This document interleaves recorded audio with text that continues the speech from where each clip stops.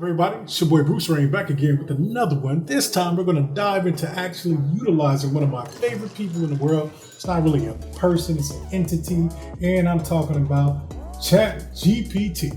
That's right, ChatGPT has been my go-to, not necessarily for active trading because there's no way to really kind of script that. I'm sure they're out there, I don't know anything about that, just in case. But what I use it for is to keep not only tracks of my trades, but it would also tell me what I need to focus on and how I need to pass more effectively and more efficiently. So when I get a win, I go back and I said, okay, I just made profit on this account, this series of accounts here. What do I need to do next? How do I need to focus on passing even faster with this new target that I just hit? If you look here, it'll tell you about the times, best times to trade, how you need to approach it, and when you need to try to do it your own.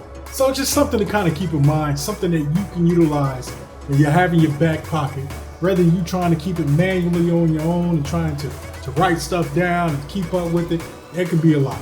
So take advantage, take time, check it out. If this is something that you're doing, please let me know. Let me know how it's helping your trades improve.